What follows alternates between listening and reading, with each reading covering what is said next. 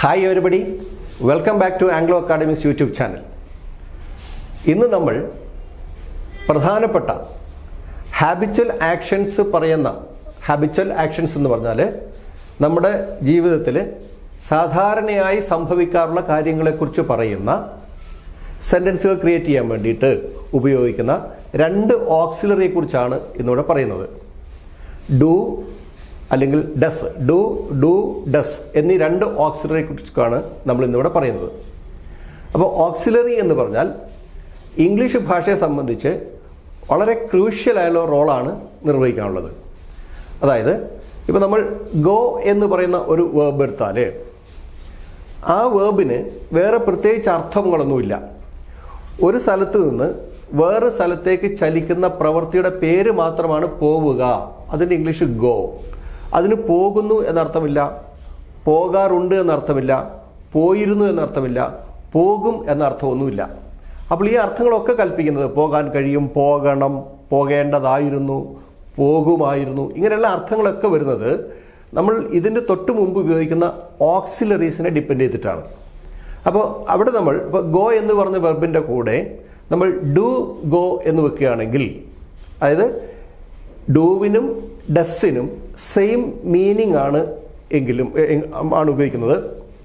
പക്ഷെ അവിടെ ഒരു വ്യത്യാസം വരുന്നത്, സബ്ജക്റ്റ് പ്ലൂറൽ ആണ് എങ്കിൽ ഡു ഉപയോഗിക്കുക, സബ്ജക്റ്റ് സിംഗുലർ ആണ് എങ്കിൽ ഡസ് ഉപയോഗിക്കുക.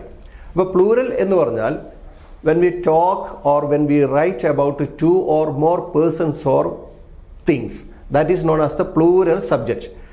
രണ്ട് വ്യക്തികളെയോ രണ്ടോ അതിലധികമോ വ്യക്തികളെയോ വസ്തുക്കളെയോ കുറിച്ച് പറയുന്നതിനാണ് നമ്മൾ പ്ലൂറൽ സബ്ജക്റ്റ് എന്ന് പറയുന്നതെങ്കിൽ, ഒരു വ്യക്തിയെയോ ഒരു വസ്തുവിനെയോ കുറിച്ച് പറയുന്നതിനാണ് നമ്മൾ സിംഗുലർ സബ്ജക്റ്റ് അഥവാ ഏകവചനം എന്ന് പറയുക. അപ്പോൾ അങ്ങനെ പറയുമ്പോൾ പ്ലൂറൽ സബ്ജക്റ്റുകളായ I, we, you, they, I and you, he and she അങ്ങനെയുള്ള പ്ലൂറൽ സബ്ജക്റ്റുകൾക്കൊപ്പം ഡു എന്ന ഓക്സിലറി ഉപയോഗിക്കുന്നു. അപ്പോൾ ഈ ഡു എന്ന ഓക്സിലറി ഉപയോഗിക്കുമ്പോൾ ശ്രദ്ധിക്കേണ്ടത്, ഒരു പ്രവൃത്തി ചെയ്യാറുണ്ട് എന്ന് പറയാൻ മാത്രമേ ഡു ഉപയോഗിക്കാവൂ. ഒരു പ്രവൃത്തി ചെയ്തു എന്ന് പറയാൻ, ചെയ്യുമെന്ന് പറയാൻ, അതിനൊക്കെ വേറെ ഓക്സിലറീസ് ആണ്. ചെയ്യാൻ കഴിയും, അതൊക്കെ വേറെ അർത്ഥമാണ്. ഇവിടെ ഡു എന്ന ഓക്സിലറി ഉപയോഗിക്കുന്നത് ഒരു പ്രവൃത്തി ചെയ്യാറുണ്ട്. ഇപ്പോൾ ഞാൻ അവനെ കാണാറുണ്ട്, ഐ ഡു സീ ഹിം. ഞാൻ അവനെ വിളിക്കാറുണ്ട്, ഐ ഡു കോൾ ഹിം. ഞാൻ ഇംഗ്ലീഷ് സംസാരിക്കാറുണ്ട്, ഐ ഡു സ്പീക്ക് ഇംഗ്ലീഷ് എന്നാണ് പറയുക, ഐ ഡു സ്പീക്ക് ഇംഗ്ലീഷ്. അപ്പോൾ ഞാൻ ഇംഗ്ലീഷ് സംസാരിച്ചു എന്ന് പറയാൻ ഐ ഡിഡ് എന്ന് പറയേണ്ടി വരും. എനിക്ക് സംസാരിക്കാൻ കഴിയുമെന്ന് പറയാൻ ഐ ക്യാൻ സ്പീക്ക് ഇംഗ്ലീഷ് എന്ന് പറയേണ്ടി വരും. ഇവിടെ നമ്മൾ ഐ ഡു സ്പീക്ക് എന്ന് പറഞ്ഞാൽ ഞാൻ ഇംഗ്ലീഷ് സംസാരിക്കാറുണ്ട്. I do call him every day. ഞാൻ അവനെ എല്ലാ ദിവസവും വിളിക്കാറുണ്ട്.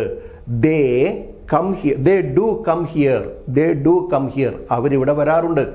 ദേ do speak English at home. They do come here every day. They do come here every day. അവരെല്ലാ ദിവസവും ഇവിടെ വരാറുണ്ട്. They go to office by train. They go to office by train അഥവാ they do go to office by train. അവർ ഓഫീസിലേക്ക് ട്രെയിനിലാണ് പോകാറുള്ളത്. എന്ന് നോക്ക്, നമുക്ക് ഡസ് എന്ന ഓക്സിലറി ഉപയോഗിക്കുന്നത് ഇതേ അർത്ഥം തന്നെയാണ്. പക്ഷെ സബ്ജക്റ്റ്, ഞാൻ നേരത്തെ പറഞ്ഞതുപോലെ സബ്ജക്റ്റ് സിംഗുലർ ആണ് എങ്കിൽ, ഏകവചനമാണ് എങ്കിൽ, ഹി, ഷീ, എവരിബഡി, സംബഡി ഇങ്ങനെയുള്ള സിംഗുലർ സബ്ജക്റ്റ് ആണ് എങ്കിൽ, ഇപ്പോൾ അലോഷ്യസ് എന്നുള്ള ഒരു വ്യക്തിയുടെ പേരാണെങ്കിൽ ഇതൊക്കെ നമുക്ക് ഡസ് ആണ് ഉപയോഗിക്കുക. ഓക്കെ, അലോഷ്യസ് എന്നെ എല്ലാ ദിവസവും വിളിക്കാറുണ്ട്. Aloysius does call me every day. Aloysius does call me every day. അപ്പോൾ നമ്മൾ ആ ഡൂവിൻ്റെ കൂടെ, ഡു എന്ന ഓക്സിലറിയുടെ കൂടെ ഇ എസ് ചേർത്ത്, അതായത് ഇംഗ്ലീഷിൽ സിമ്പിൾ പ്രസന്റ് ടെൻസിൽ സിംഗുലർ സബ്ജക്റ്റിനോട് കൂടി വേർബ് ഉപയോഗിക്കുമ്പോൾ ആ വേർബിൻ്റെ അവസാനം ഒരു എസ് ഉണ്ടാവണം എന്നുള്ളത് മസ്റ്റാണ്. അതുകൊണ്ടാണ് നമ്മൾ ഇവിടെ ഓക്സിലറി ഉപയോഗിക്കുമ്പോൾ ഓക്സിലറിയാണ് ഈ മാറ്റങ്ങളൊക്കെ വരുത്തേണ്ടത്. അത് പാസ്റ്റ് ആക്കുന്നത്, ഫ്യൂച്ചർ ആക്കുന്നത്, മോഡൽ ഓക്സിലറി ആക്കുന്നത് എല്ലാം തന്നെ ഈ ഓക്സിലറിയാണ് ചെയ്യുന്നത്. അപ്പോൾ